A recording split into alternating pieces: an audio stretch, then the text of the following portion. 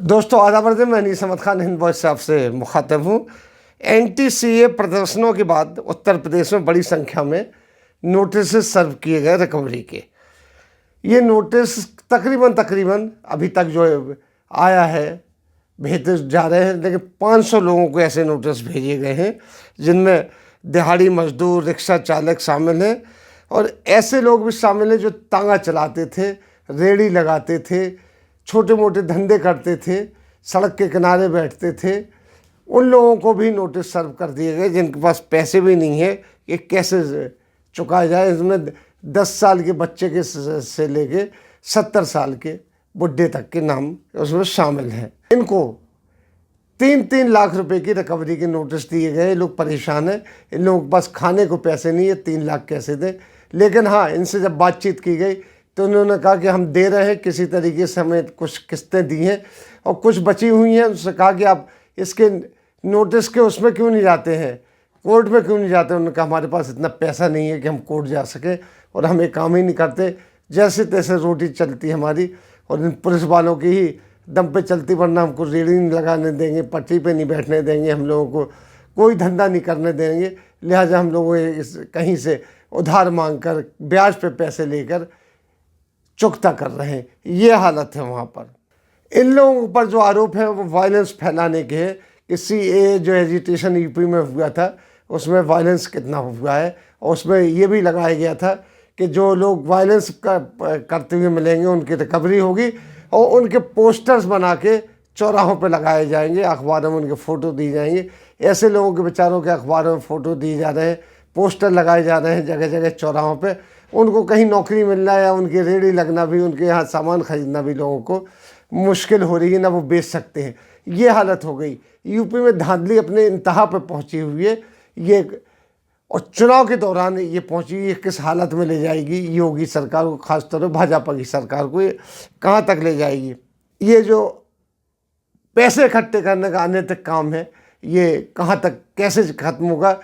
Police वाले से बात करने पर वो कहते हैं कि हमारे ऊपर नोटिस में नोटिस चले आ रहे हैं कि हम इनसे रिकवरी कराएं, किसी तरीके से रिकवरी कराएं। देखने वाली बात तो यह है कि इलेक्शन का दौर चल रहा है, अगले ही महीने से, ये महीने के अंत में शुरू हो जाएंगे चुनाव की प्रक्रिया, तो चल ही रही है, चुनाव शुरू हो जाएंगे, वोटिंग चल जाएगी, तो इसका असर भाजपा सरकार के ऊपर, जो वहाँ की मौजूदा सरकार के ऊपर क्या पड़ेगा इसकी फिक्र नहीं। वो लोग सोच रहे हैं कि हम ये सब जुल्म जो कर रहे हैं इसका हमारे लिए पॉजिटिव असर पड़ेगा, जिनको हमें वोट देना है। तो योगी जी का कहना है कि 80 और 20%, हमें 20% वोट चाहिए नहीं है और 80% वोट हमारे पास आना। हालांकि उस 80% में आप देख रहे हैं कि किस तरीके से तोड़फोड़ मची हुई है पार्टी इसमें। जिनको टिकट भी दे दिया है वो भी छोड़ के दूसरी पार्टियों में जा रहे हैं। इस तरीके से अफरा तफरी का आलम मचा हुआ है।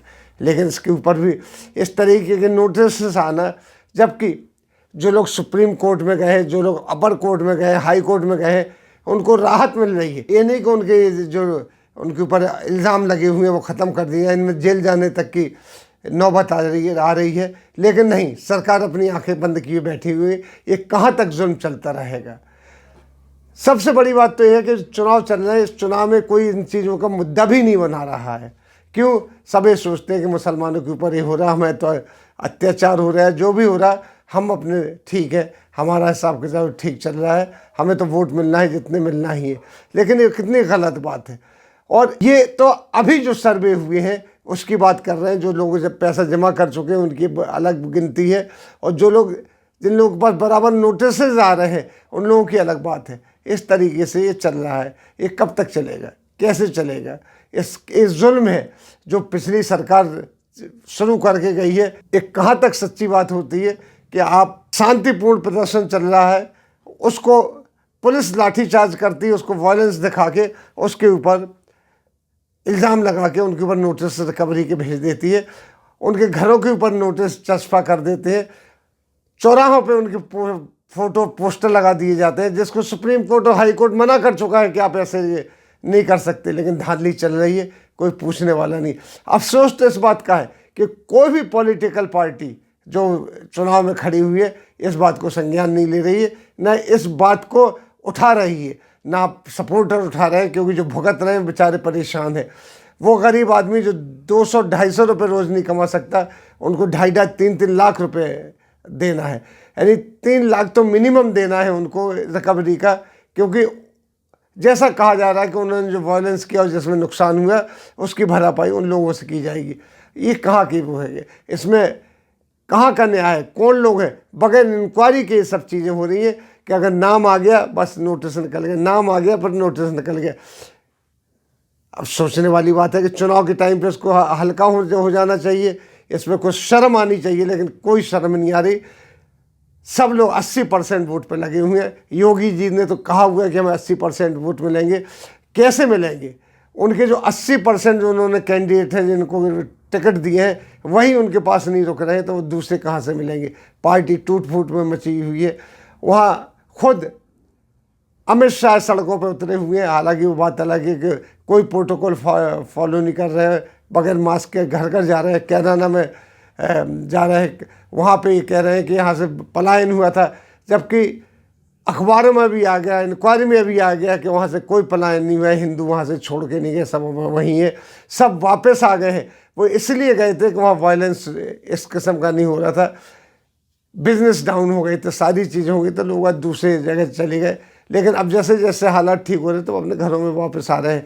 लेकिन उसके लिए एक कैंपेन चलाया जा रहा है भाजपा की तरफ से कि घर वापसी का। अरे आपकी 5 साल हुकूमत की, 5 साल में लोग वापस नहीं आए तो इसका मतलब कहीं ना कहीं कमी आप में भी है। वरना 5 साल जो चले, 5 साल पहले समाजवादी पार्टी के ज़माने में एक चीज़ चली थी और जैसा कि इसका प्रोपेगेंडा हुआ था, लेकिन अब तो वो चीज़ नहीं है। 5 साल में आपने क्या किया?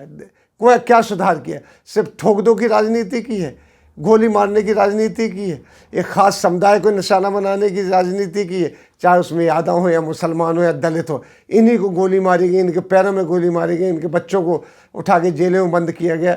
यही चला है आपको। अब नोटिस जारी कर दी कि CA NRC में जो दंगे हुए, हंगामा हुए, जो कि नहीं हुए इतने ज़्यादा जितने ज़्यादा नोटिस सर्व किए जा रहे हैं, उतनी बेइज्जती की गई, उनके पोस्टर लगा दिए गए चौराहों के ऊपर, उनको क्रिमिनल साबित किया गया। लेकिन ये जुल्म है, चल रहा है, धांधली है, चल रही है। यूपी में धांधली चल रही है। अब वल्लाह आलम देखा जाएगा कि अगर इस इलेक्शन में क्या होता है। अगर बाय द वे इलेक्शन में ये लोग जीत गए तो और ज़्यादा जुल्म होगा, ख़ास तौर पर अल्पसंख्यकों के ऊपर। ये सोचने वाली बात है कि चुनाव के टाइम पे भी नोटिस जा रहे हैं और पैसे जमा करने की बात चल रही है, उनके दबाव डाला जा रहा है कि आप जो जुर्माना लगा है वो दीजिए। यानी इसके पीछे यही है कि अगर आपने जुर्माना दिया और हमारी सरकार दोबारा आ गई तो आपके साथ क्या जुल्म होगा। यानी जुल्म की राजनीति हो रही है, डरा धमका के राजनीति हो रही है। कहाँ तक ये चलेगा और कैसे आदमी बर्दाश्त करेगा? डेमोक्रेसी है, ये गांधी की देश है, ये नेहरू का देश है? नहीं, ये तो नेहरू और गांधी को बिल्कुल अलग करना चाहते हैं, यानी किनका देश बनाना चाहते हैं। हमें आपको सोचना पड़ेगा, इन चीज़ों पर सोचना पड़ेगा जो होने जा रही हैं और हो रही हैं। एक बार सोचिए, आपके पास वोट का अधिकार है, इसमें सोचिए और सोच के वो कीजिए जो देश के, प्रदेश के और जनता के हित में हो। इसी के साथ हम आपसे लेते हैं विदा। अगले लिंक में फिर हाजिर होंगे, तब तक के लिए दीजिए हमें इजाज़त।